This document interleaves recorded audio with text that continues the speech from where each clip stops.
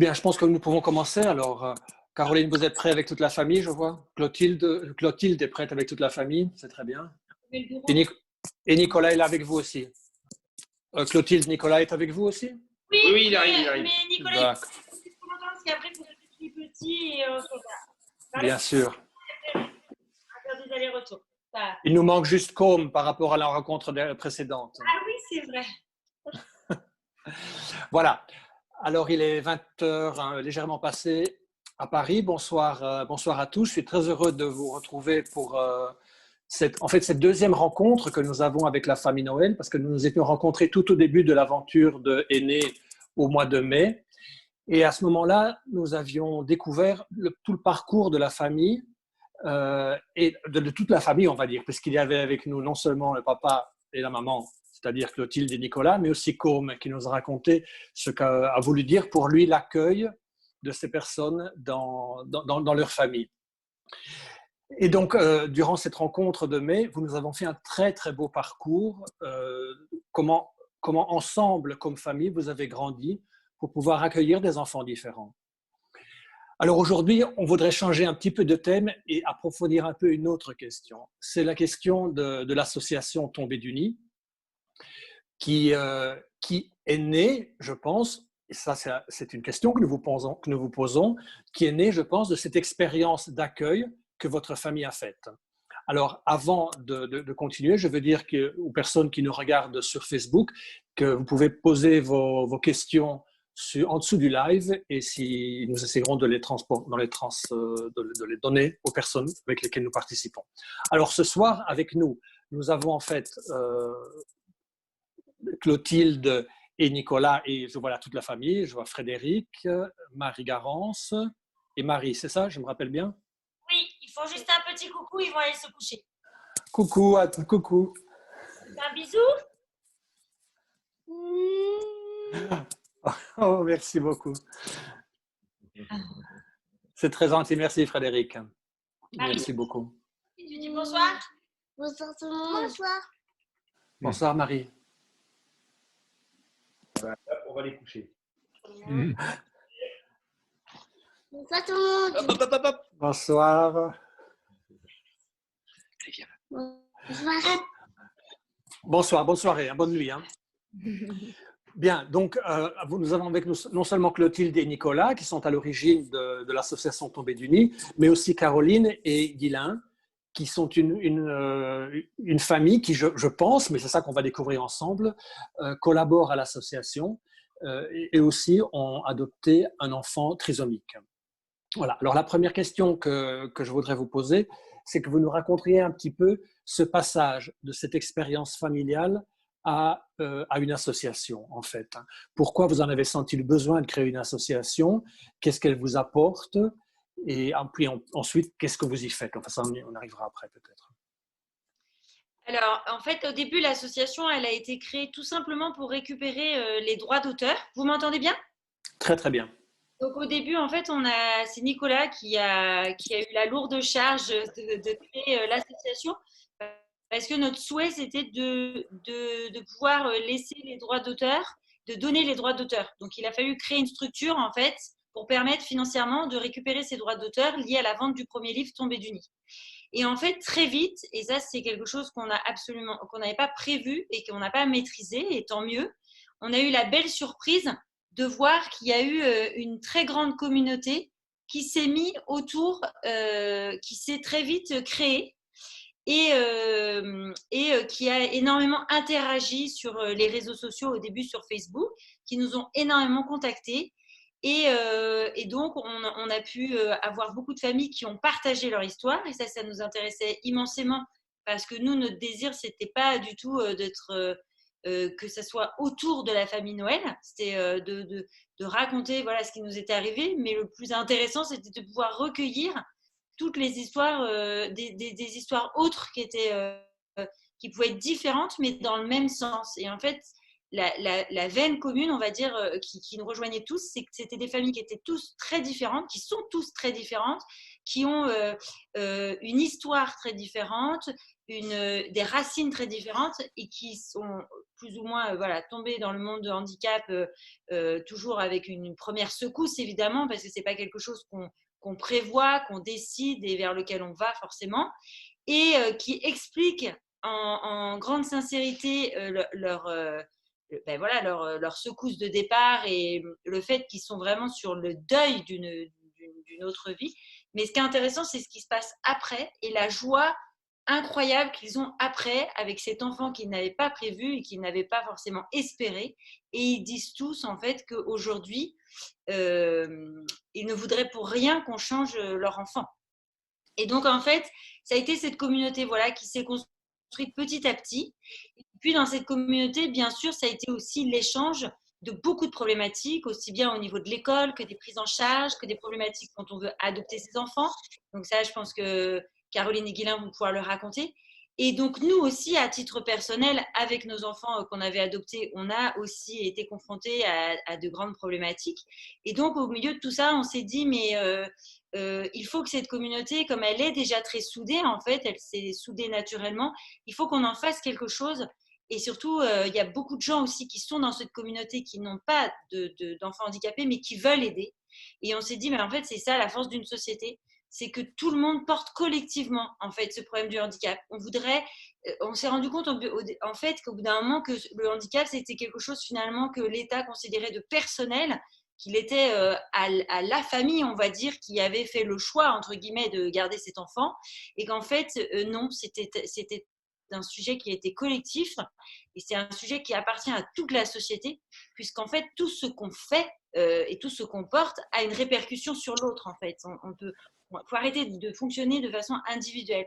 Et plus que ça, c'est que ces enfants, déjà, ils doivent être portés par une société parce qu'ils ont des droits, comme tout à chacun. Mais en plus de ça, ils transforment la société. Donc, il y a plein de raisons et de belles raisons qui font qu'il faut les remettre au centre au cœur de la société et qu'on se mette à fonctionner avec eux au lieu de les exclure et de vouloir fonctionner sans eux. Ça ne fonctionnera pas. Et donc, avec cette association, de plus en plus, on a eu la chance d'avoir des personnes bénévoles dans un premier temps, parce qu'on n'avait on n'avait pas beaucoup d'argent, on n'avait qu'un petit peu d'argent des livres, c'était pas grand-chose. Et puis, depuis 2 ans, on s'est dit, bon, il faut, en fait, le travail est immense, la cause du handicap est en fait immense, il y a beaucoup de problématiques au niveau de l'adoption, au niveau des prises en charge, au niveau de remplir les papiers administratifs qui sont des vrais millefeuilles administratifs, où il y a des femmes qui ne parlent pas forcément français, il y a des gens qui n'ont pas forcément fait d'études, et il faut que tout le monde ait accès et possibilité d'avoir leurs droits. Et puis il y a des problèmes au niveau de l'école, il y a beaucoup de problèmes d'isolement, les familles qui ont un enfant handicapé sont souvent très isolées.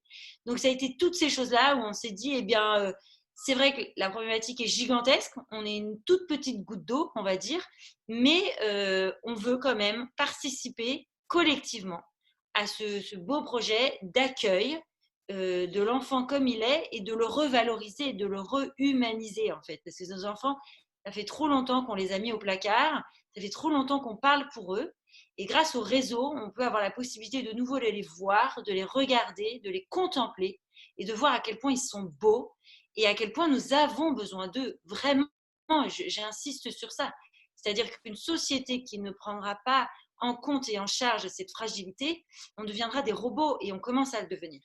Donc on a eu la chance d'avoir cette communauté est très forte et très puissante parce que nous, personnellement, notre famille, ils nous portent. Parce que plusieurs fois, on a voulu un peu arrêter l'association parce que c'était lourd.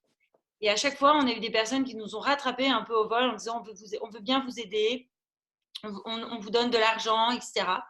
Et donc, on arrive de plus en plus à faire des levées de fonds. On a eu l'immense chance, par exemple, d'être reliés par des parrains et notre poussin a pu être porté à Fort-Boyard. Alors, je ne sais pas si au Canada, vous connaissez Fort-Boyard, mais pour nous, c'était une fierté immense d'avoir notre poussin qui pouvait passer toutes les épreuves et être porté par des parrains. Voilà, on a eu, on va dire, beaucoup de chance. La vie nous a offert aussi beaucoup de chance que notre poussin, il a pu passer plein de portes, se faire de plus en plus connaître. Mais grâce, vraiment, j'insiste, à toutes ces personnes aussi qui nous regardent ce soir, à cette force de communauté, sans ce nombre de personnes grâce à vous, beaucoup vous êtes connectés très vite a fait qu'on a fait masse, en fait, on a fait nombre. Et en fait, de façon très naturelle, après les médias sont venus à nous, etc. C'est un travail qui s'est fait très naturellement parce que c'est une belle cohésion sociale et humaine et qui apporte à chacun. Donc, en fait, moi, j'ai surtout envie ce soir d'entendre Caroline et Guylain qui sont tombés dans le nid de tomber du nid, on va dire, et qui aujourd'hui travaillent dans ce nid de façon impressionnante. Caroline a une formation d'avocate et elle nous aide et elle travaille énormément pour nous et elle nous apporte des compétences qu'on n'avait pas et de façon bénévole, je tiens à le dire. Alors qu'un avocat, c'est très cher. Donc, on est très content que Caroline nous fasse bénévolement parce qu'on n'aurait pas la possibilité de payer ça. Et ça nous aide parce qu'on est en train de sortir une application. Donc, il y a des protections des données. Enfin, il y a beaucoup de choses complexes. Et donc, voilà, cette équipe apporte des forces nouvelles, des compétences nouvelles. Parce que moi, personnellement, je suis juste mère de famille, donc je ne peux pas tout tenir. Mais voilà, il y a beaucoup de bras qui se rajoutent et c'est très beau. Voilà, c'est très, très beau. Alors, avant d'entendre de Caroline et Guylain, je voulais encore vous poser une petite question. Lors de la rencontre de mai dernier, j'ai retrouvé en réécoutant la rencontre une phrase qui m'a beaucoup marqué. Et je vous la lis. Vous avez dit « Avec l'arrivée de Marie Garance, on s'est rendu compte que la profondeur et la richesse d'une vie n'étaient pas forcément dans la durée, mais dans l'intensité qu'on pouvait y mettre et que tout valait le coup d'être vécu. » Voilà, cette passion pour l'instant, on va dire, cette passion. Alors, les choses peuvent durer, les associations peuvent aussi se couler, mais vraiment cette passion dans l'instant, hein, c'est une valeur, à votre avis, que vous partagez avec les personnes, avec les volontaires, avec les personnes qui vous aident? En fait, on va dire que je pense que toute personne qui a un enfant handicapé, et surtout avec une grande fragilité, parce qu'il y a handicap et handicap, vous avez vu Frédéric qui est, on va dire, coché dans la case handicap et qui aujourd'hui a un développement pratiquement, moi je dirais, tout à fait normal. Et puis, il y a l'handicap de Marie Garance qui fait que sa vie est très fragile puisqu'on ne sait pas… elle peut s'arrêter à tout instant. Comme nous aussi, je vous dirais, mais bon, elle a beaucoup de signaux qui nous disent. Et quand on a donc un enfant très handicapé comme Marie-Garance, on est obligé de vivre dans le présent, sinon, en fait, on est tétanisé en permanence et en fait, on ne peut pas vivre. Donc, on ne peut pas vivre dans la peur éternellement. Et en fait, elle nous oblige à nous planter dans le présent et à accepter, finalement, à consentir à ce que la vie doit nous offrir, mais à aussi, quelquefois les gens disent mais c'est horrible parce que tu penses que tu as dans la tête qu'elle va mourir et en fait non, c'est pas horrible puisque c'est une conscience finalement qu'elle m'a donnée de notre fragilité à tous de la vie et à la fois et ben, elle m'offre la possibilité de pouvoir capter tous les jours en fait des joies immenses parce que tout est donné en fait. On a l'impression qu'on retient tout et qu'on est maître de tout. Alors qu'en fait, on a oublié que tout nous était donné et que notre vie, on devait en permanence finalement dire merci et consentir et dire oui. Et donc ça, Marie-Garance, c'est sûr, moi je l'avais appris, je l'avais lu par certains philosophes, etc. Mais elle m'a vraiment permis d'incarner cette réalité. Et c'est sûr que quand on incarne ça, même si après on a des jours plus difficiles et qu'on a tendance à oublier un peu cette philosophie de vie parce qu'on n'est pas linéaire dans ce qu'on vit.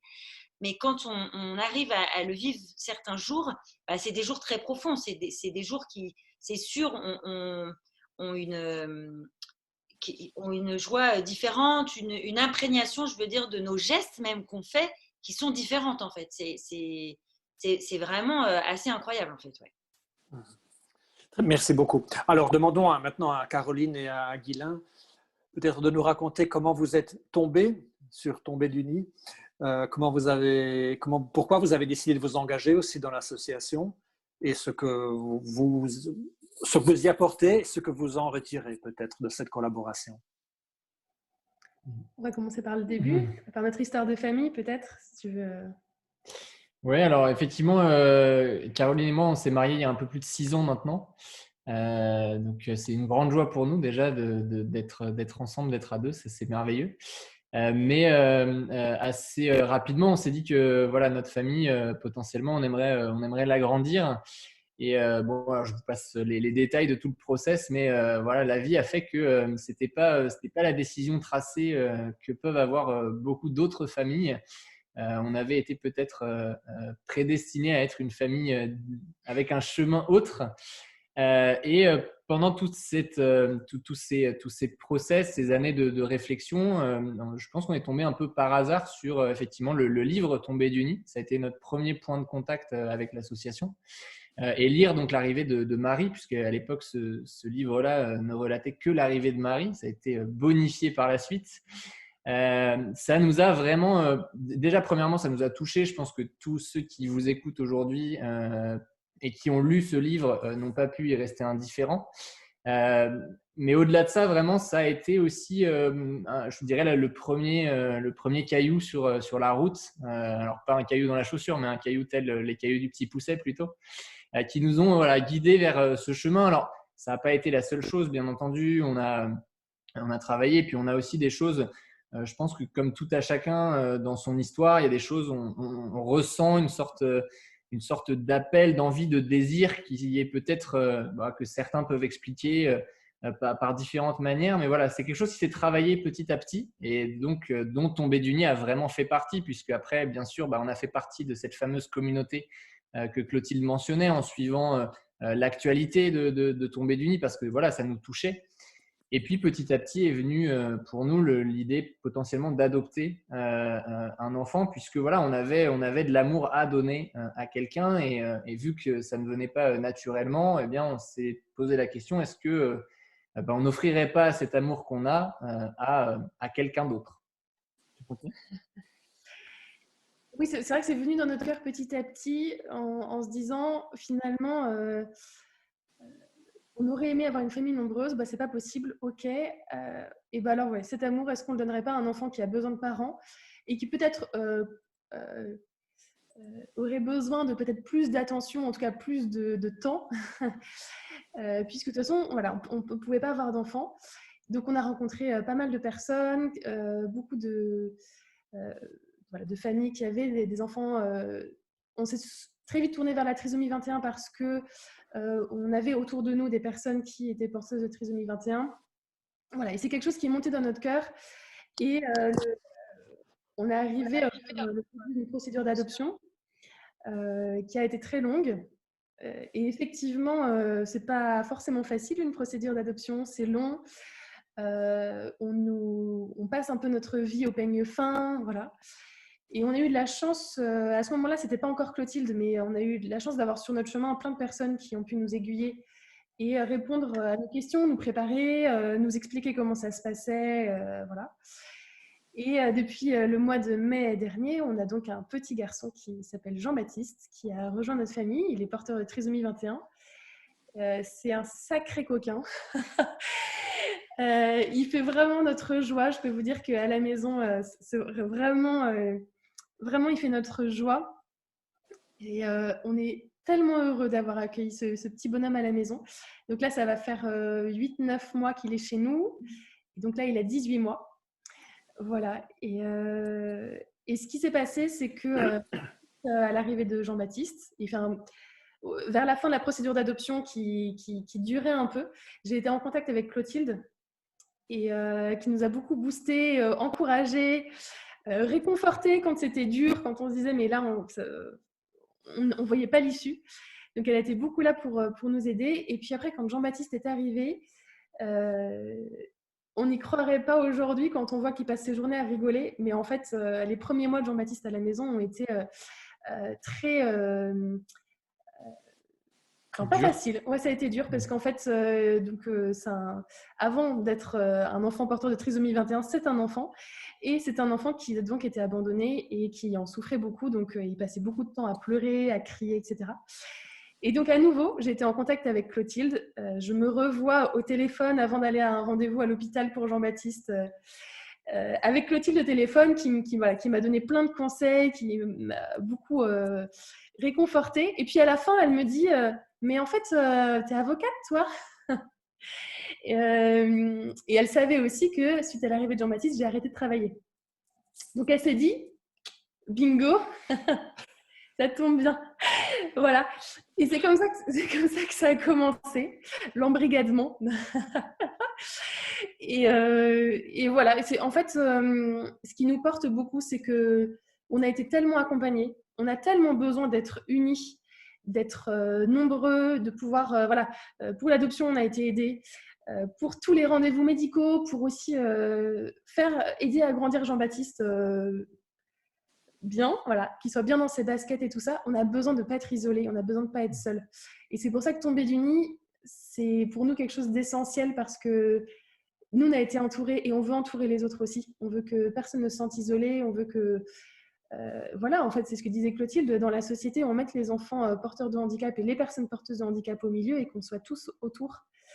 Voilà, et donc c'est comme ça que je suis tombée dans la marmite. Tu voulais dire quelque chose? Oui, j'ajouterais aussi peut-être que la force de tomber du nid, en tout cas nous, ce qu'on en voit, c'est aussi voilà, c'est vraiment cette entraide entre les familles. Clotilde disait tout à l'heure que voilà, parfois les parents d'enfants porteurs de handicap sont très isolés.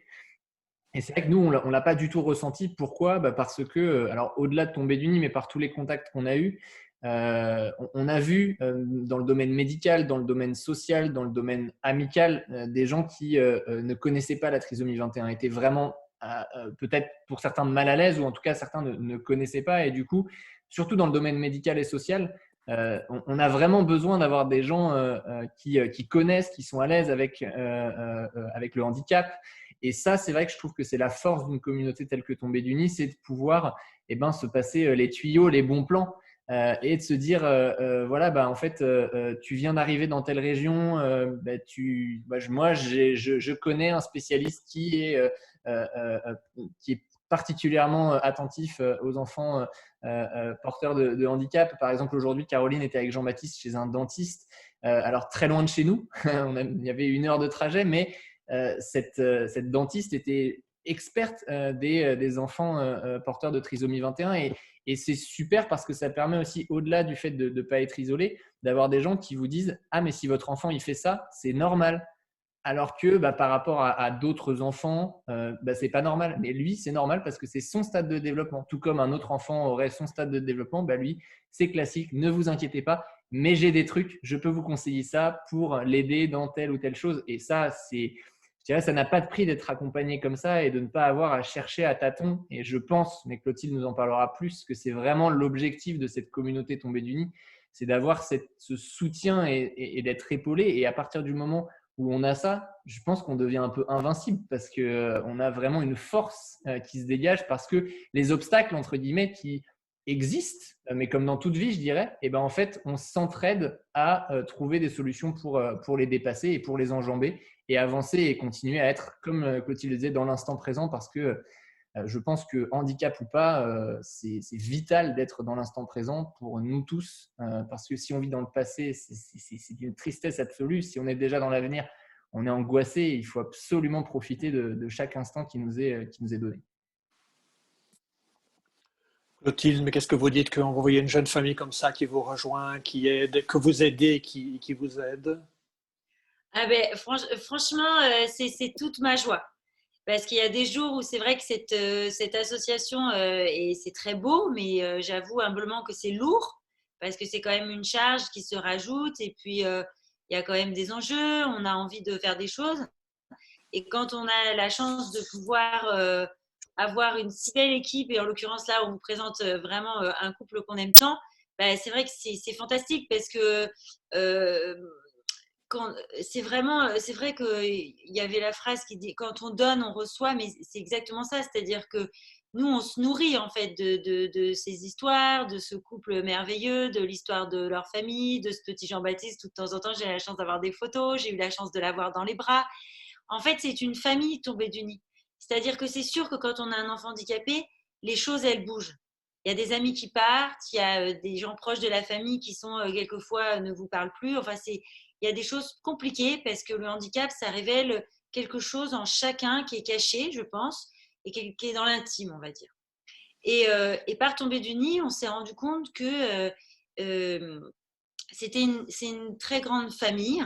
Et en fait, on rencontre des gens qui deviennent très proches, avec qui on développe une très belle amitié. parce que le handicap nous permet d'avoir des sentiments très sincères. Ces enfants-là, en fait, ce sont des révélateurs. On ne peut plus se cacher derrière un vernis, on ne peut plus faire semblant. Donc, les amitiés qu'on se fait ou les gens qu'on rencontre, c'est tout de suite du cœur à cœur. Et moi, j'ai en tête et autour de moi la chance d'avoir rencontré, mais qui aujourd'hui compte dans mes très grandes amies, des gens que j'ai rencontrés par tombée d'Umni. Et quelquefois, je me dis, mais ça fait pas si longtemps finalement que je les connais. Et j'ai l'impression d'avoir traversé énormément de choses avec eux parce que j'ai partagé mes vraies joies, mes vraies peines. Et je pense que ça, c'est. Moi, je le dis sincèrement, mes enfants handicapés que j'ai eu dans les bras m'ont permis d'avoir des relations humaines que je ne pensais pas forcément, parce qu'on a tous quelquefois un mécanisme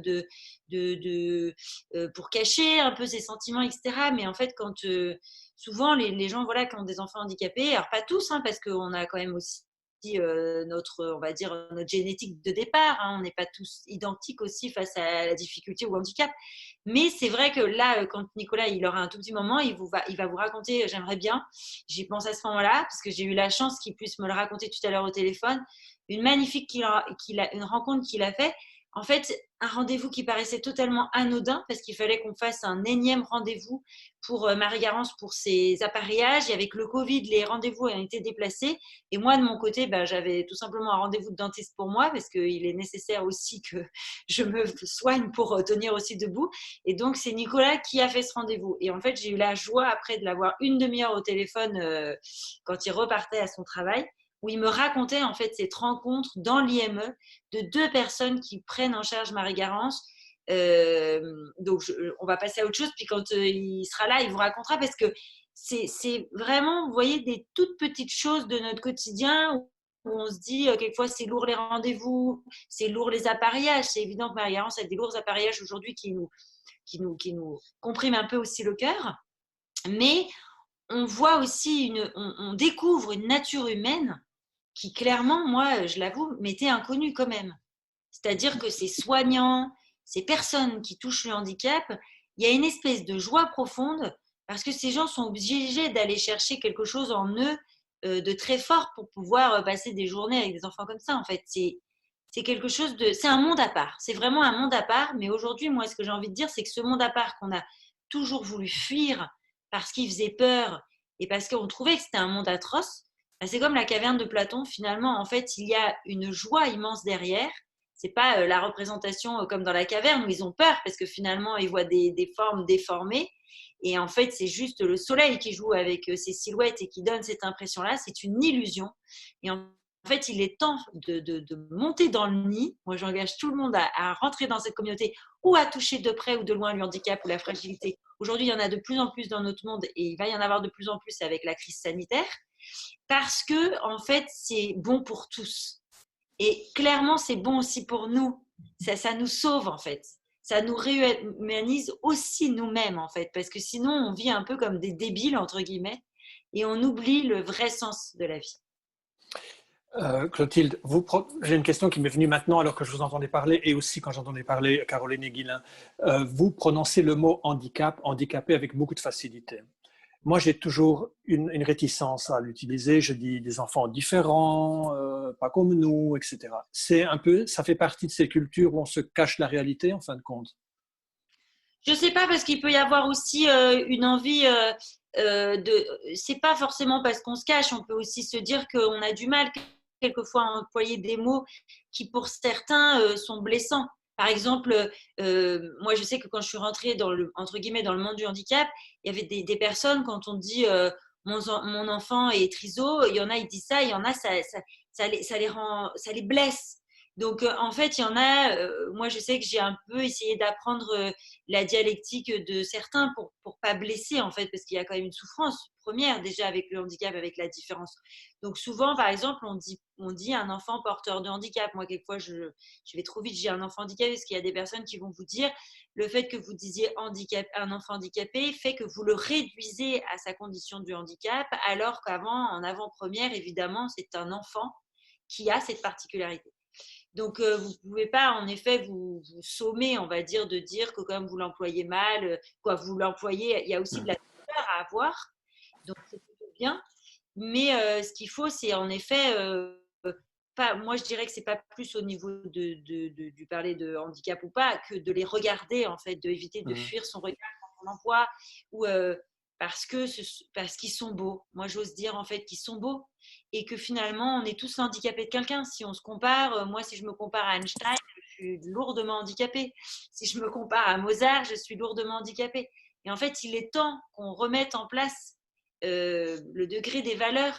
Et que finalement, c'est ce que j'explique dans mon livre petit à petit, le deuxième livre, c'est qu'on a décidé un jour qu'il y avait un point zéro et qu'au-dessus ou en dessous, on était handicapé, mais on ne sait pas qui est-ce qui a vraiment défini cette norme. Les enfants précoces aussi, trop intelligents, sont quelque part handicapés, puisqu'ils ont une sursensibilité par rapport à la société. Moi, je le dis ouvertement, peut-être que ça choque, mais moi, ma fille Marie, par exemple, elle est intelligente. Je le dis et je le revendique. Elle a son intelligence qui, pour certaines choses, est beaucoup plus puissante que la mienne. Après, sur les capacités logico-mathématiques, bien sûr, elle va avoir un peu plus de mal. Mais aujourd'hui, on est en 2021, on sait que l'intelligence, c'est très complexe. On peut avoir une intelligence très sensitive, une intelligence... Mais les gens qui ont fait des grandes études ne sont pas considérés les seuls intelligents de ce monde.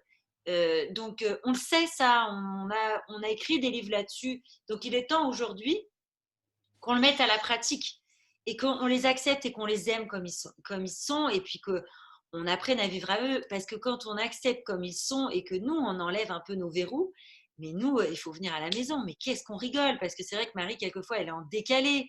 Marie Garance, quelquefois, elle se met à rire et nous, on se met tous à rire.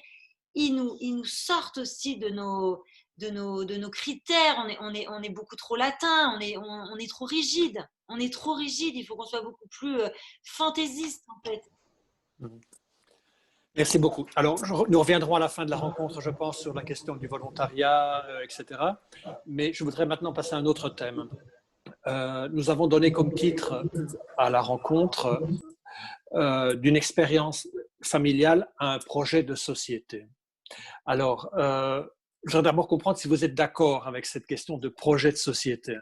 Mais en regardant un petit peu les différentes vidéos, en vous entendant parler aussi, on a quand même l'impression que vous avez un regard qui porte sur une vision différente de la société, de l'État, des lois aussi, et donc que vous désirez interagir avec cette réalité-là aussi. Voilà, je vais juste vous demander votre réaction par rapport à cela. Oui, alors moi je peux répondre et puis aussi Caro et Guilla, vous pouvez répondre. Très bien. Bien sûr que plus en fait, c'est ce que je dis quelquefois, parce que c'est vrai que les gens se sont questionnés, mais pourquoi vous avez créé une association et pourquoi vous avez eu besoin d'en parler. C'est pas qu'on a eu un besoin d'en parler, c'est que les choses sont venues comme ça. Aujourd'hui, on l'assume. C'est pas forcément quelque chose de très agréable. Hein, d'ailleurs, aujourd'hui, le live est très agréable, j'avoue. Mais c'est pas toujours quelque chose de très agréable de passer à la télé ou des choses comme ça. Après, c'est vrai qu'on a découvert le monde du handicap avec les grandes joies et que nous, on avait envie de les annoncer aussi, ces joies, parce que bien sûr, il y a des difficultés, on ne minimise pas, mais il y a des grandes joies et que finalement, elles sont bonnes aussi à être annoncées. Et c'est surtout qu'aussi, on s'est rendu compte que souvent, je dis à des amis en rigolant, on n'a pas que adopté des enfants handicapés, on a aussi adopté la problématique du handicap. Et ça, après, c'est vrai que c'est peut-être une particularité qu'on a tous les deux avec Nicolas, c'est que nous, on se sent citoyen et on se sent acteur de notre société. Et on se dit finalement, voilà, ça fait partie de notre tempérament. C'est trop fatigant pour nous de râler tout le temps. Et là, franchement, si on se pose 2 secondes, on pourrait passer des années entières à râler. Les papiers qui ne passent pas. Je peux vous donner une petite anecdote. Il y a quelques mois, la CAF nous devait 30 000 €. Enfin, c'est des problématiques, il y en a beaucoup. Et si on commence en fait à être j'allais dire comme Job sur son tas de fumier, à râler tout le temps et à voir tout ce qui ne va pas, en fait, c'est ça qui détruit. Parce que ça demande une énergie dingue.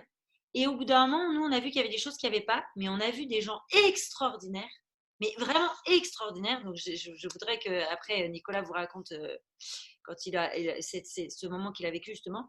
Des gens extraordinaires partout, là où on pensait. Ça, c'est ça qui est intéressant. Mais il y en a partout et qu'en fait, il y a des gens bons, il y en a partout. et que ça, c'est intéressant aussi de les relier, de dire qu'il y a des écoles qui ne fonctionnent pas, il y a des écoles qui fonctionnent. Il y a des assistantes sociales qui ne fonctionnent pas, il y a des assistantes sociales qui fonctionnent. Il y a des médecins qui sont fantastiques. Tous les médecins ne sont pas contre le handicap. Donc, mettons-les en lumière. Et puis, on s'est dit, voilà, comme on disait au début, que cette force de l'isolement, ben, nous, on l'a vécu. Sauf que nous, on a la chance d'être à deux. Moi, j'ai la chance d'avoir un mari, parce que c'est vrai que c'est une démarche d'adoption, donc on a été vers ce chemin, ça ne nous est pas tombé dessus.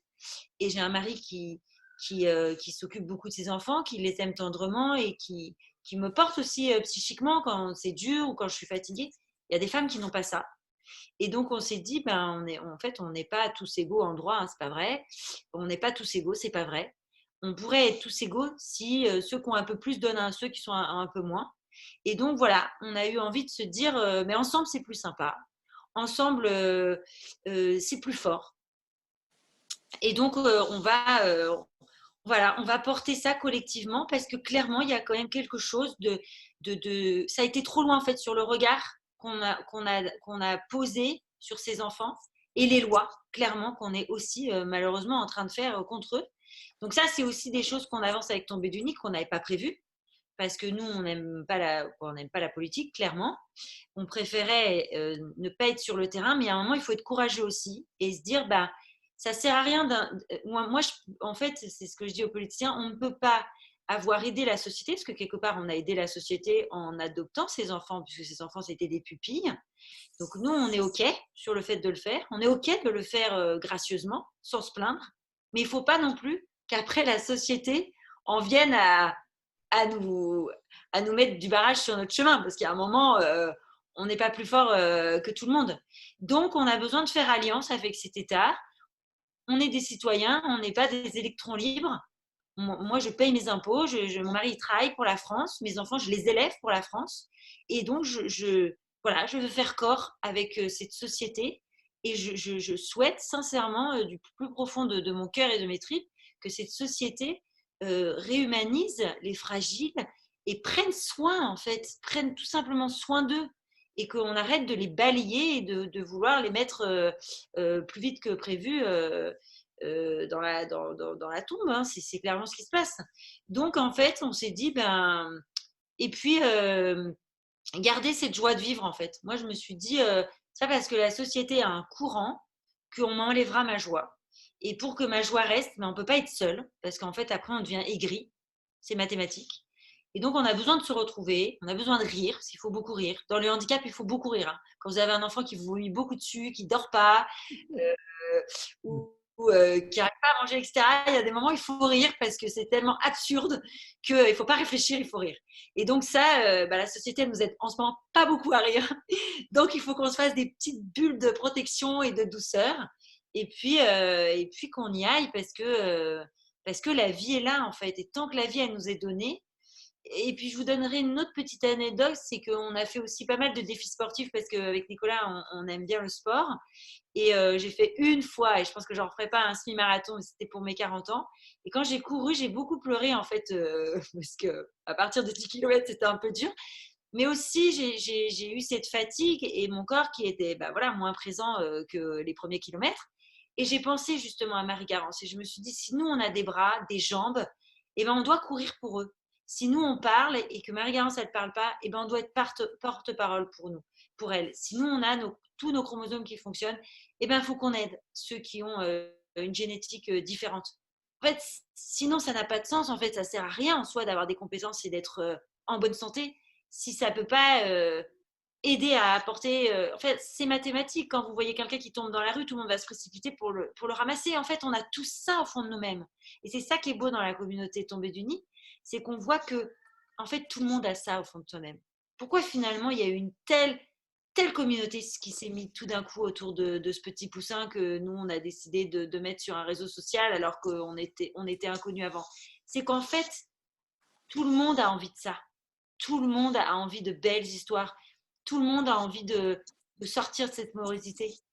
Donc, je pense qu'on est arrivé à un tournant qu'il faut prendre et sortir de cet individualisme parce qu'on sait que l'individualisme, en fait, ça nous recroqueville, qu'on est malheureux et que c'est pas comme ça qu'on va être heureux, c'est pas en se regardant qu'on va être heureux, mais c'est en allant dans les EHPAD, en portant un enfant handicapé, en aidant à l'école. Enfin, il y a plein de domaines, en fait. Il y a plein de domaines. Et donc, vraiment, pour moi, c'est une voie de salut pour tout le monde, en fait. C'est vrai, c'est une vraie lumière qui nous apporte ces enfants. Et Merci beaucoup. Caroline Guillain, vous aussi, vous voyez non seulement donc, cette aide horizontale, on va dire, communautaire, mais aussi une importance de pouvoir influencer les nouvelles lois, peut-être de participer à un changement de société. Alors, déjà, moi, je suis avocate de profession, donc autant vous dire que l'injustice, les lois où on ne prend pas soin des plus faibles et tout ça, je suis révoltée par principe. Et je pense même depuis que je suis petite, il y a quelque chose vraiment, ça, je ne supporte pas. Et c'est cool, je te laisse compléter si tu veux. Ouais, non, déjà c'est vrai. Mais non, je trouve qu'il y a quelque chose de très juste. Et moi, je ferai un lien entre votre question là et la question précédente quand vous disiez comment est-ce qu'on doit parler du handicap. Pour moi, déjà, le fait qu'on se pose la question de comment on doit parler du handicap, et c'est pas vous ni nos auditeurs, c'est tout le monde. On ne sait pas trop comment on doit faire. Et pour moi, ça prouve déjà qu'il y a un problème de société, puisque quand on parle à quelqu'un qui n'est pas handicapé, alors sauf timidité maladive, on n'a pas de problème à avoir un échange et à discuter. Et quand on dit toi, qu'est-ce que ça va dans la vie, il n'y a pas de souci. Et je pense qu'effectivement, ça prouve que notre société a quelque chose sur le domaine du handicap. Et il y a quelque chose qui, moi, me touche personnellement, c'est un grand ami, même si je ne l'ai malheureusement pas connu, qui s'appelle Jérôme Lejeune, qui est celui qui a découvert ce fameux chromosome, qui disait une phrase, mais qui, moi, me percute, qui dit « On mesure la grandeur d'une société à l'importance qu'elle donne aux plus fragiles ». Peu ou prou, à quelques mots près, mais en tout cas, le sens est là. Et ça, pour moi, cette phrase, c'est vrai que je trouve que c'est un moteur, en fait, de dire… en fait, c'est effectivement notre société, il faut qu'elle fasse attention, et c'est ce que disait Clotilde, elle disait, parce que là on parle du handicap aujourd'hui parce que c'est le sujet, parce que tomber du nid, mais ça peut être, on a tous quelqu'un qui est plus faible, et c'est pas forcément du handicap, c'est de plein de manières. C'est quand on est un collégien et qu'on a quelqu'un qui est moqué dans la cour, c'est un plus faible. Quand on a une personne âgée qui est en EHPAD, c'est un plus faible. Quand on a quelqu'un qui n'est pas capable de faire ce qu'on fait, c'est un plus faible. Et là encore, Clotilde a des mots parfaits quand elle dit qu'on doit être la voix de ceux qui n'ont pas de voix, être les jambes de ceux qui n'ont pas de jambes. Et donc forcément, on a vraiment une volonté de changer la société. Et je pense qu'encore une fois, mais pour moi, vraiment, je dirais que c'est deux axes très distincts. C'est-à-dire que, eh bien, il y a ce qu'on veut changer de la société, mais aussi la société, il faut la changer par des lois, par la politique, etc. Et donc, c'est pour ça que c'est important de s'engager. Et je supplie les gens qui ont ne serait-ce qu'un petit désir de s'engager en politique, parce qu'il faut que les choses changent de manière globale. Mais aussi, la société, elle commence à être changée au coin de la rue. C'est-à-dire que si on a des grands discours et des grandes politiques et qu'on ne va pas regarder si son voisin est un plus faible, là aussi, on manque quelque chose. Donc, pour moi, il y a vraiment ces deux axes qui doivent fonctionner ensemble, mais qui forcément incluent un changement de société, puisque si notre voisin voit la manière dont on fait quelque chose et qu'il est touché et qu'il est aidé, lui aussi va aider quelqu'un, et c'est l'effet boule de neige, et c'est tomber du nid. Pourquoi tomber du nid prend cette importance? C'est parce que Clotilde a partagé son histoire. Des gens sont venus, ont témoigné de leur histoire en disant « Ah, moi aussi, j'ai un enfant qui est calqué de différent et voilà, je veux raconter son histoire. » Et ça a poussé des gens à sortir de l'isolement, etc. Et ainsi de suite, ça crée cette communauté, cet effet boule de neige qui fait que moi, je veux rejoindre Clotilde dans son positivisme et dans sa joie, et qui fait qu'on va changer la société, mais de manière hyper simple, puisqu'en fait, on n'aura qu'à faire un bout de la chaîne et ce sera le suivant qui fera l'autre bout. Et moi, ce que j'aime avec Tomber du nid, avec Clotilde, avec tous ceux qui nous entourent, c'est on peut pleurer ensemble et on peut rigoler ensemble. En fait, on peut autant se dire, là, je galère, je suis fatiguée, j'en ai ras-le-bol pour ça et ça. Le dossier MDPH, j'en peux plus, je comprends pas, etc. Et en même temps, l'espace d'après, s'envoyer la vidéo de notre enfant qui est un clown fini et rire ensemble. Et parce qu'en fait, on sait que dans le fond, on changerait notre vie pour rien au monde. En revanche, ce qu'on veut, c'est que pour tous ceux qui nous entourent et pour tous ceux qui sont plus faibles, etc., remplir un dossier MDPH, ça ne soit pas la galère. Scolariser nos enfants, ça ne soit pas la galère. Et bien sûr, on a Jean-Baptiste, donc on est touché personnellement. en se disant, bah voilà, on veut qu'ils puissent aller à l'école, on veut que, voilà. Mais même sans ça, en fait, on a soif que ces droits qui existent, alors moi, ça me rend dingue en plus en tant qu'avocat, il y a des tonnes de lois, des tonnes de droits, ils ne sont même pas mis en application, où on n'arrive pas dans le concret des choses, aider les familles. Et c'est juste de ça dont on a besoin. En fait, les familles, elles n'ont pas besoin qu'on leur dise ah, cet enfant, débarrasse-toi-en parce que c'est trop difficile. Ben non, les familles, ce dont elles ont besoin, c'est qu'on leur dise viens, je te tiens la main, on va prendre un café ensemble et on va faire ci, ça. T'en fais pas, ton problème, on va le régler ensemble. C'est tout ce dont on a besoin. Donc, je n'ai pas de grands désirs en politique personnellement, mais des grands désirs que la société change et que tous ensemble, on évolue là-dessus à fond. Et du coup, c'est pour ça que je me réjouis que Tombée du Nid ait cet écho-là. Je sais bien que Clotilde a été dépassée par le rayonnement que leur famille a eu, mais c'est génial parce que ça a été un rayonnement qui a fait un gros flash sur... c'est ça dont on a besoin, c'est d'un flash sur les familles, sur les enfants handicapés, sur les adultes handicapés, et de mettre dans la lumière et de voir cette beauté, quoi. Merci Caroline. Sur Facebook, on écrit, Élodie écrit, on veut voir Jean-Baptiste, mais j'imagine qu'il est en train de dormir. Jean-Baptiste dort et nous sommes... D'accord. C'est très bien, vous êtes sage. Les parents sages. Pour vous. Alors, j'ai une dernière question et puis peut-être que quelqu'un qui est avec nous dans la chambre de Zoom veut poser une question. Aussi, après, il suffit d'ouvrir votre micro et de le dire. J'ai regardé, Clotilde, aujourd'hui, une émission sur France 2. C'était une équipe qui était venue chez vous à la maison, qui avait fait un reportage sur les familles nombreuses. Et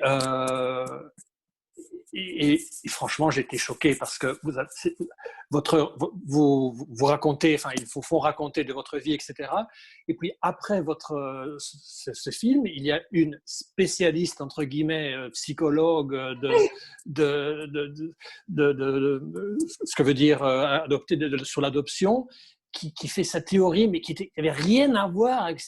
La dame, après, simplement dit, oui, les gens adoptent parce qu'ils cherchent toujours l'enfant parfait, et donc c'est la recherche de l'enfant parfait. On venait à peine d'expliquer que vous aviez adopté 3 enfants handicapés.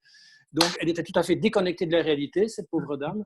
Et ce que je voulais vous demander, c'est cela. C'est que je vois que vous n'avez pas peur de vous mouiller. Hein. Vous allez un peu j'exagère, mais n'importe où, n'importe comment, mais vous êtes prêt à raconter là à qui est prêt à vous écouter. Vous ne vous dites jamais oh, mais j'aurais pas dû aller là, j'aurais pas dû rencontrer ces personnes-là, peut-être j'ai perdu mon temps, je me suis pas fait comprendre. En fait, on perd jamais son temps parce que déjà c'est une rencontre et nous on a eu de la chance parce que il y a eu un moment, alors maintenant on a un peu verrouillé parce que ça n'a qu'un temps, mais on a eu des journalistes de tous bords qui sont venus à la maison et certains sont venus des amis. Parce que quand on a posé la caméra, ils prenaient un enfant dans les bras, on leur servait une bière, un peu de pizza. Et en fait, c'est chouette aussi de laisser sa porte ouverte à des rencontres qui n'auraient pas vraiment eu lieu. Au début, on avait un peu peur parce que il y a quelque temps, les reportages qu'ils faisaient sur les familles nombreuses, quelquefois, ils les rendaient un peu ridicules. Et là, franchement, nous, c'est la seule fois où sur le plateau, il y a eu ça. Mais en fait, je pense que vous avez été jusqu'au bout de l'émission. Après, nous, on a un tempérament positif. Mais moi, ce que j'ai énormément aimé, c'est que Manoukian, derrière, qui est quand même une personnalité connue, a dit « Moi, j'aimerais trop être adoptée dans cette famille. » Tout à fait. Et en fait, elle s'est fait... personne ne l'a écoutée. Et en fait, c'était pas... Elle aurait pu, de toute façon, bien sûr. Elle a surtout dit, je crois que c'était une boulimie ou un truc comme ça. C'est marrant parce qu'on a une stagiaire aujourd'hui qui est en psychologie, donc elle avait regardé et elle me dit, mais même au niveau psychologue, c'est pas du tout une démarche de psychologue de voir les choses comme ça. Mais en fait, cette personne, elle n'était pas déjà trop méchante, quoi. C'était pas trop acerbe, mais elle s'est un peu tuée toute seule, entre guillemets, parce qu'elle était pas, comme vous dites, elle était déconnectée. Par contre, les échanges qu'il y a eu sur le plateau ont été très touchants au niveau du cœur, quoi. Manoukian qui a dit, moi, il y a une fois, il y avait un psychiatre qui avait dit, ça serait bien finalement. Il y en avait qui commençaient à critiquer en disant, ils sont peut-être catholiques ou c'est quand même bizarre, quoi. Et puis il avait dit, on serait content qu'il y ait pas mal de familles comme ça parce que finalement, ces enfants, c'est quoi. Souvent, on a eu un accueil assez beau et étonnant. Et je pense que les gens étaient tous touchés parce que finalement, c'est des enfants qu'on a adoptés et c'est des enfants qui appartiennent, entre guillemets, c'est des pupilles. Donc, en fait, qu'à partir du moment où ils sont à l'état, c'est un peu les enfants de tout le monde. Et en fait, on a l'impression que finalement, dans notre histoire, les gens ont mis quand même une grande tendresse. Et on a eu beaucoup de chance parce qu'on a été quand même… finalement, on n'a pas eu parce que c'est vrai que quand les gens viennent faire une émission comme ça chez vous, ils vous montrent même pas le montage. Donc, ils pourraient s'arrêter ou mettre un petit passage ou faites un peu une grimace et l'interpréter différemment. Mais après, au début, on était un peu stressé, puis après, tout d'un coup, on lâche aussi, puis on se dit, mais en fait, on n'a rien à cacher, on n'a rien à prouver. À la rigueur, on n'a pas non plus envie de prouver la famille parfaite. Donc, bon, bah voilà, il faut être simple en fait, et puis il faut se dire que il y a toujours des gens qui critiquent. Hein. Nous, on a eu beaucoup de critiques et ça. Bon, voilà, ça, en fait, ça ne nous appartient pas et c'est comme ça, on donne et puis enfin, on donne sans retenir en fait. D'accord. Bien, vu que Nicolas nous a rejoints, est-ce que les enfants dorment? Non.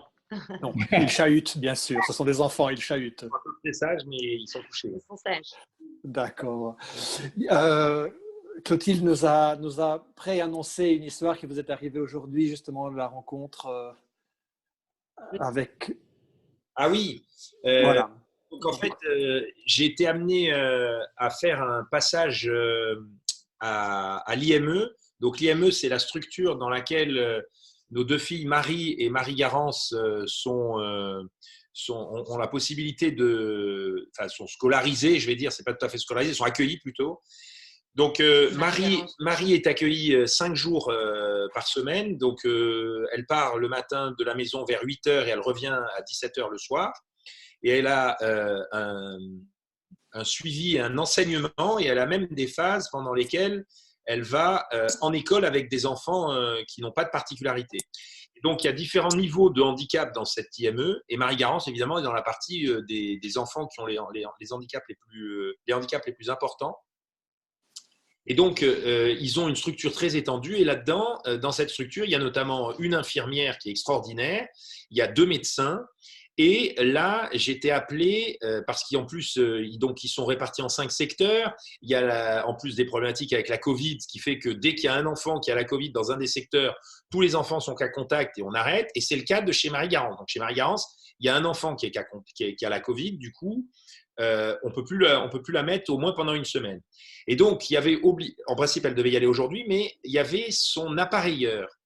Et en fait, son appareilleur, c'est un bricoleur officiel dont c'est le métier, qui en fait vient façonner pour tous les enfants qui en ont besoin ce que l'on appelle un corset et différents appareils.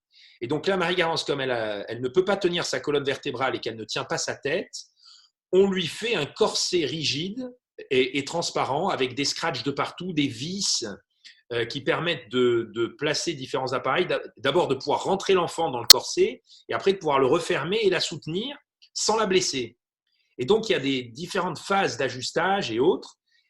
Et ce sont des rencontres, c'était encore une rencontre extraordinaire parce qu'on a vu l'infirmière et ce géotrouve-tout du bricolage qui travaille sur le sujet de Marie-Garance depuis plusieurs mois et qui en était à la je ne sais pas combienième essayage et qui m'a fait une démonstration. Donc, il était là pour venir voir si les derniers réglages allaient bien et il m'a montré comment ça fonctionnait. C'est fait avec une humanité, une délicatesse, avec un sourire permanent parce que ça rigole quand il met ce corset. C'est quelque chose qui est très lourd et qui est impressionnant. C'est-à-dire qu'il faut imaginer quelque chose qui va entourer l'enfant sur tout le dos, qui va la plaquer sur l'avant, qui va lui tenir le menton, qui va lui tenir la tête. Ça doit être serré pour que l'enfant, pour que ça puisse faire effet sans blesser. C'est très lourd. En plus, ça veut dire qu'au niveau habit, il faut d'abord lui enfiler une sorte d'amarre, un tricot de corps qu'il va falloir percer pour sa gastrostomie, qu'il va falloir recouper parce que c'est trop long. Et dessus, on met ce corset, par-dessus, on habille l'enfant.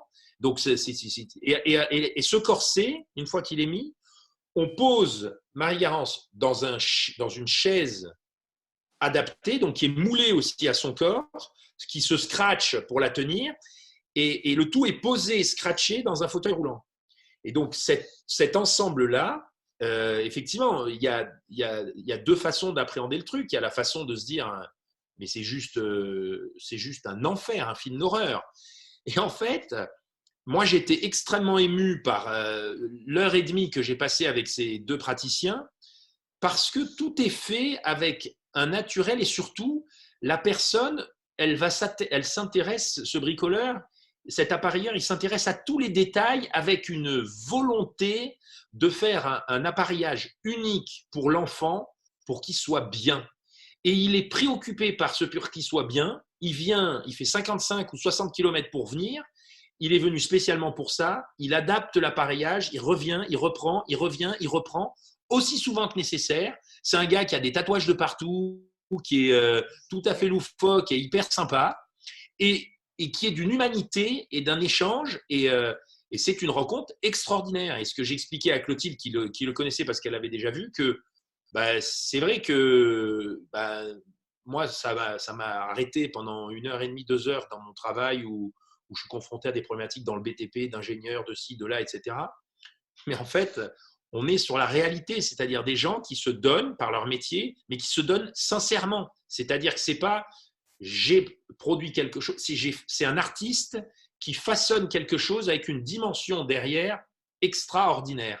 Et après, je lui dis, mais est-ce que ce siège-là, on a un siège aussi à la maison, on ne pourrait pas adapter le truc dessus? Et le réflexe, c'est tout de suite de dire, ben oui, c'est une très bonne idée, on va pouvoir bricoler un petit quelque chose, et voilà. Donc, c'est vrai que c'est une rencontre qui m'a énormément marqué, et j'ai dit à l'infirmière comme à cet appareilleur, vous faites vraiment un bien joli métier et qui surtout a beaucoup de sens. Et alors eux m'ont dit, mais vous vous rendez compte, vous, ce que vous faites, etc. Je dis, mais c'est autre chose, mais trouver, quand on est dans des situations comme la nôtre, comme le sont les parents d'enfants handicapés ou polyhandicapés, des personnes qui sont comme ça, et puis avec en plus une volonté de faire progresser l'enfant, c'est-à-dire que Marie-Garance, elle est limitée pour tout. Et en fait, l'infirmière lui expliquait tout en lui disant, voilà ce qu'on est en train de faire. Et après, elle a dit à Garance, tu sais, aujourd'hui, tu ne vas pas rester avec nous parce qu'il y a un enfant qui est malade et donc tu vas retourner avec papa. Elle l'a mis devant la glace pour que Marie-Garance puisse se voir dans la glace une fois qu'elle avait tout son corset, son appareillage, en lui disant, regarde, maintenant tu vois mieux, tu es mieux placé, tu vas pouvoir suivre mieux les différentes choses et les différents apprentissages qu'on va pouvoir te faire. Et en plus, ils sont pleins d'espoir. C'est-à-dire qu'ils disent, avec tout ce corset, avec les velcro qu'on va te mettre, elle va apprendre à aussi, quand elle a ses extensions, sentir qu'il y a une résistance. Donc, ça va lui apprendre à reconnaître son corps et ça va peut-être recréer certaines connexions aussi dans le cerveau. Et le fait de sentir ces appareils qui la bloquent à certains niveaux va lui permettre peut-être de réapprendre à découvrir son corps et à mieux le maîtriser en peut-être évoluant sur certains gestes ou en fixant plus du regard. C'est les mêmes personnes qui sont en train d'essayer de tenter des apprentissages en lui passant des films spécifiques et en essayant de regarder avec des logiciels spécifiques qui, en fonction des mouvements de ses yeux, peuvent lui permettre de choisir des images, genre sur des pictogrammes assez simples, comme un pictogramme d'un lapin, de voir comment elle réagit. Et on se dit naïvement, c'est totalement utopique de penser faire un apprentissage avec un enfant qui n'est même pas en mesure de parler ni quoi que ce soit. Et en fait, ils sont pleins d'espoir et nous disent, mais si, on constate des réactions, on constate que maintenant, elle bouge un peu la main, elle bouge tous ses membres, mais de façon désordonnée. Et là, le fait de pouvoir, par exemple, en bougeant sa main, taper un petit jeu qui déclenche un bruit, c'est de nature à l'éveiller et à la faire progresser. Donc, c'était une rencontre absolument extraordinaire et j'ai vécu ce matin 2 heures où le temps s'est arrêté. En plus, Marie-Garance les apprécie beaucoup parce qu'ils sont d'une douceur et d'une gentillesse. Et donc, elle était super contente. Moi, j'étais complètement bluffé et très ému par toute l'attention qui était portée à notre fille. Et on se dit que c'est vrai, en plus, ce sont des gens qui ont des boulots qui sont j'allais dire des boulots pas forcément très rémunérateurs, hein, mais qui ont une dimension et une portée Et c'est vrai que les rencontres qu'on fait dans ces IME où il y a plein de personnes qui gèrent du handicap lourd, ça se rapproche des rencontres qu'on a faites aussi avec Clotilde quand on a été sur la dizaine de phases d'hospitalisation très lourdes qu'a vu Marie-Garance à Garches, à Trousseau, à Necker, où on a des enfants qui sont dans ces services encore beaucoup plus fragiles que Marie-Garance. Il règne une humanité, et c'est-à-dire qu'on pourrait penser que c'est la cour des miracles et quelque chose d'apocalyptique. Et en fait, je ne sais pas pourquoi, il y a une telle humanité que, avec Clotilde, on se sent bien. C'est-à-dire que on se sent à notre place. On n'a pas, on va pas rechercher. C'est pas le fait d'aller rechercher des problématiques. C'est le fait de se dire que, compte tenu du handicap, il n'y a plus de filtre. Les gens sont vrais parce qu'ils sont dénudés de tout. C'est-à-dire que devant le handicap, et surtout quand le handicap est très lourd, il n'y a plus de filtre. Il n'y a plus de rang social, il n'y a plus de métier, il y a des face-à-face, des cœur à cœur, des choses extraordinaires.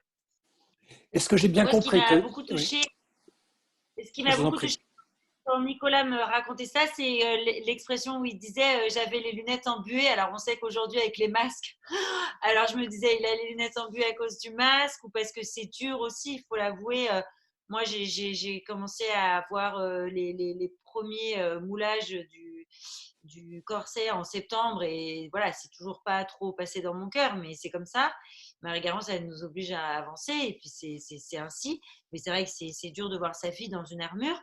Et donc, je ne savais pas, je le laissais finir ses phrases en me disant est-ce que c'est. Et puis là, il disait, Nicolas me disait, c'était toute l'émotion de voir l'échange aussi, parce que Marie-Garance, elle a l'habitude maintenant de voir ses appareilleurs.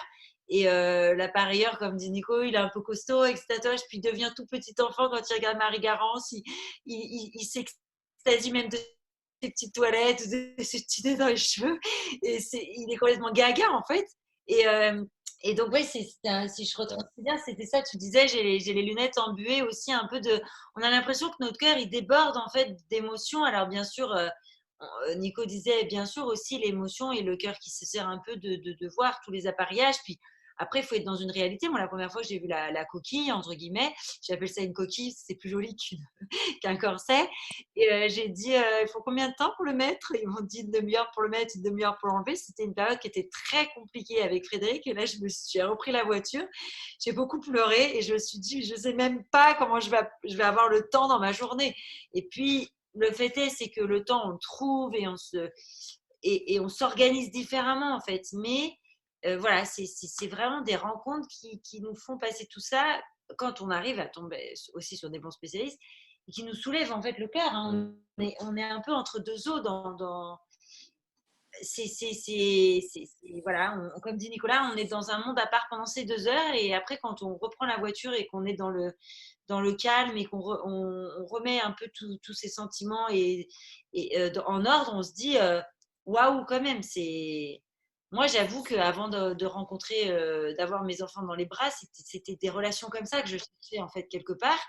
Et certaines que j'avais trouvées, mais beaucoup où je perdais mon temps en fait. Et aujourd'hui, voilà, voilà, il y a beaucoup de fantaisie, je trouve, parce qu'il faut être malléable dans le handicap. Le chemin, il n'est pas tout tracé. Un jour, il y a des bonnes nouvelles, un jour, il y a des mauvaises nouvelles. Donc, en fait, on retombe, on repart, on cherche, on trouve un autre système pour leur donner à manger, un autre système, Caroline et Guilain vont le dire. Et en fait, ça nous oblige aussi à pas être dans une routine et à travailler sur soi tout le temps. Alors, quelquefois, c'est fatigant, mais aussi, c'est très riche, en fait. Alors, je répète, si quelqu'un veut poser une question sur Zoom, qui me fasse un petit signe. Est-ce que j'ai bien compris que ces contacts, comme cet artisan que vous avez rencontré aujourd'hui, ce dentiste qui soigne les enfants avec trisomie, peut-être qui a une certaine capacité, à travers l'association, deviennent un peu une richesse pour aussi toutes les personnes qui chercheraient quelqu'un dans leur région. Donc, c'est un lieu d'échange aussi où on peut dire ah, moi j'ai rencontré ce spécialiste-là qui soigne mon enfant handicapé, etc. Et justement, Virginie demande, comment peut-on entrer en contact avec des membres de votre communauté, de votre association dans notre ville? à travers le site, à travers voilà, quels sont les moyens de Alors, contact? aujourd'hui, on peut nous contacter par le site internet, par Facebook, par Instagram. On est assez réactifs parce que voilà, on devient de plus en plus nombreux pour parer les messages. Et ensuite, bientôt, et Caroline est à fond dans l'aventure, on pense février, là, début février, notre application Le Cœur du Nid va sortir.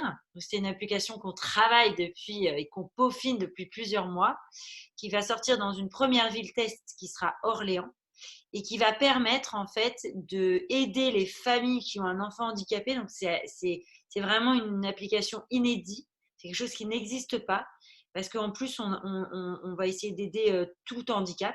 C'est pas juste réservé à la trisomie 21 ou à l'autisme. Donc on va aider les familles qui sont en demande, qu'on appelle les poussins. Et ensuite, il y a beaucoup justement dans notre communauté de personnes comme Virginie qui demandaient à aider. Et donc on s'est dit c'est quand même dommage de ne pas remplir leurs demandes alors qu'il y a une telle demande justement de familles qui voudraient avoir de l'aide. Et donc, toutes les personnes qui voudront aider pourront s'inscrire dans l'application et seront appelées papa ou maman oiseau. Parce que finalement, il y a aussi des papas, il n'y a pas que des…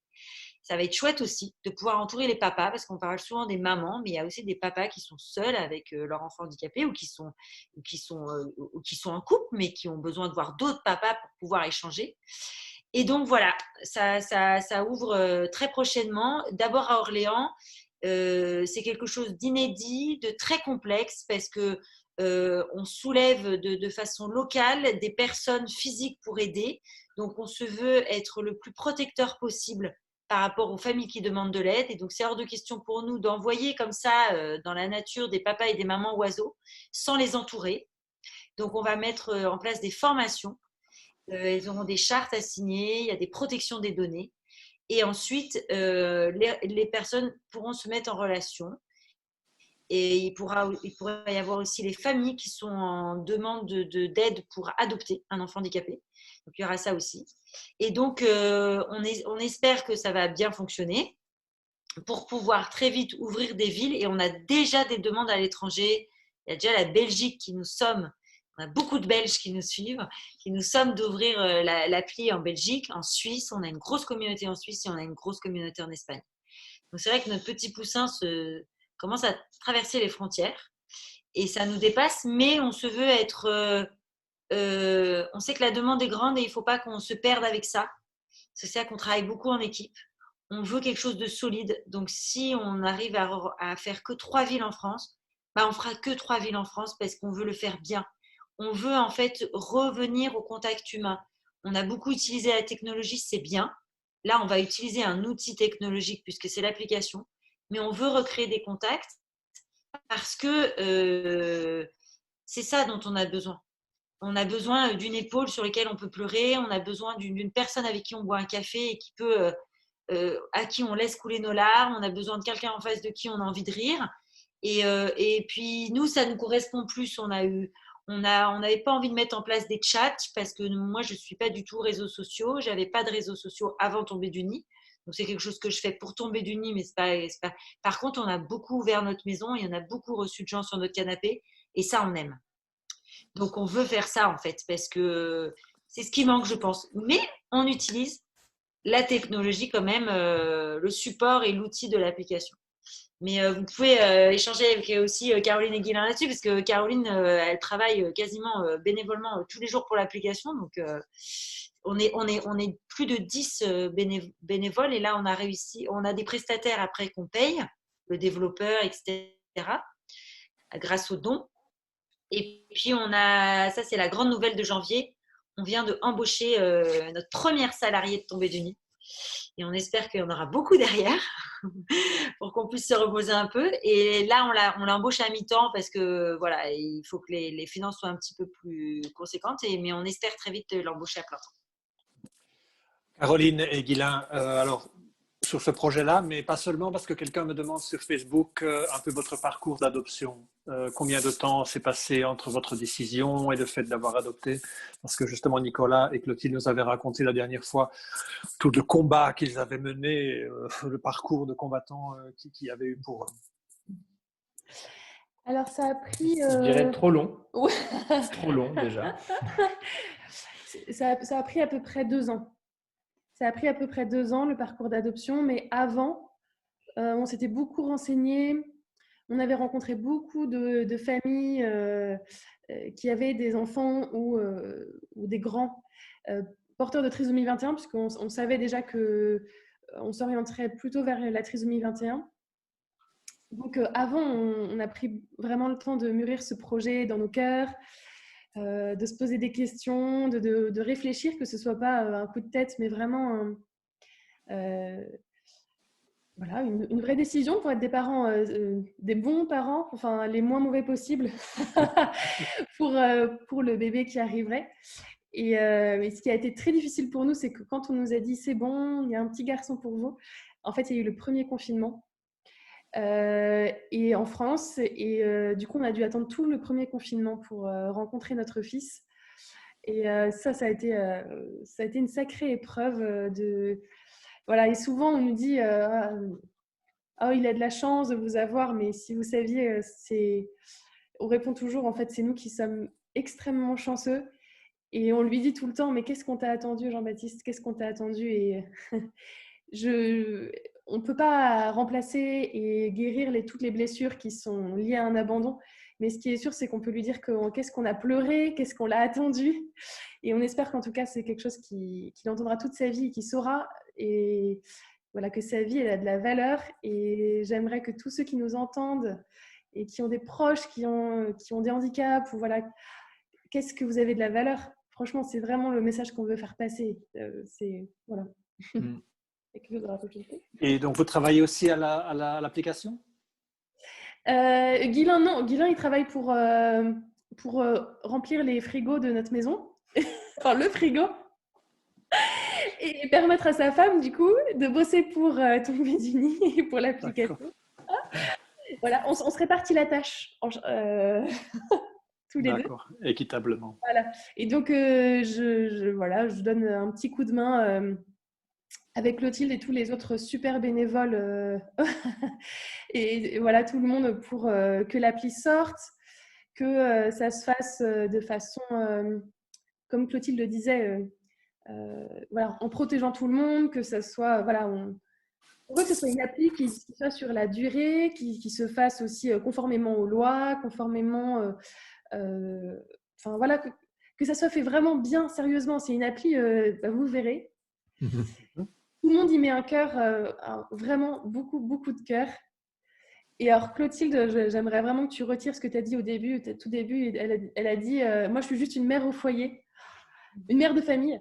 Non, mais franchement, il se passe tellement de choses dans la tête et tellement de super idées. Et tous réunis, franchement, c'est un plaisir de bosser ensemble parce que du coup, il y a des choses qu'on aurait pu croire impossibles en fait qui sortent. Et vous verrez le type d'application quand ça sera sorti. Ça va être la folie. On a une belle graphiste qui nous fait en plus, qui nous arrange ça avec des beaux visuels. Et ça, on aime bien aussi parce qu'on veut rendre le handicap beau. Et ça a été trop souvent mêlé au fait de se dire que c'était pas beau. Et en fait, si, nous, on veut que aussi toute la communication soit belle, joyeuse et donne envie. Il n'y a pas de raison. Merci beaucoup. Je pense ça fait déjà 1h15 qu'on est ensemble. Je pense qu'il est presque temps de terminer notre soirée. Moi, je voudrais retenir peut-être une chose de tout ce qui a été dit. Avant tout, nous sommes très heureux de vous accompagner dans ce parcours parce que nous regardons un petit peu comment aussi vous vous développez. Et puisqu'on s'est vu, voilà, 8 mois, vous avez raconté un tas de choses qui se sont passées pendant ces 8 mois. Donc, je confirme, comme Caroline l'a dit, que vous avez beaucoup d'idées probablement. Et je dirais simplement une idée qui est forte pour moi ce soir, c'est que vous nous avez montré que ça ne sert à rien de s'isoler, en tout cas, que ce soit dans la difficulté, que ce soit dans la richesse aussi que l'on a. Mais ce dialogue que vous avez entre personnes et avec les lois aussi, vous avez parlé, vous êtes français, vous vivez dans cette société. Donc, l'idée d'entrer en contact, je pense, c'est gagnant-gagnant pour nous, pour chacun d'entre nous et pour la société elle-même. Alors, je pense qu'on peut rester un petit peu avec cette idée-là. Je voudrais donner un avis aussi pour des autres personnes sur notre prochaine rencontre, la plateforme culturelle Aînée. Ce sera dans 2 semaines.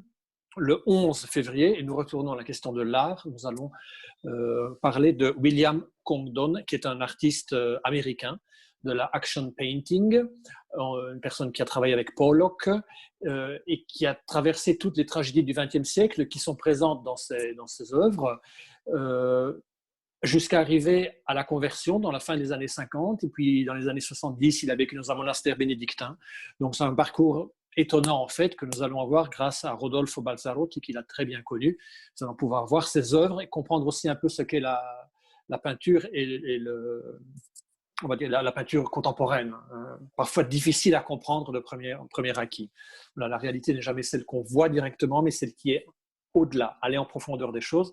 Ce que nous avons fait aussi un peu ce soir, je pense, à travers la question du handicap et de la vie en général, de la société. Alors, il me reste à tout le monde de vous dire donc, de visiter le site Tombé du Nid, de mettre un like sur la page Facebook et d'attendre l'application avec impatience. Ou alors on doit se transférer à Orléans dans un premier temps peut-être, ou alors attendre que... Mais on pourra quand même l'installer, même si on n'habite pas à Orléans. Ce sera seulement pour les gens qui habitent à Orléans. Ou elle sera seulement pour les gens qui habitent à Orléans.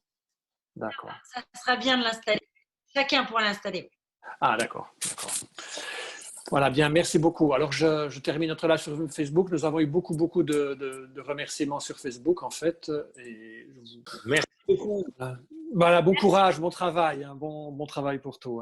Oui, merci beaucoup. À bientôt. Au revoir. Voilà, Au revoir, merci. Au revoir. Merci pour votre témoignage.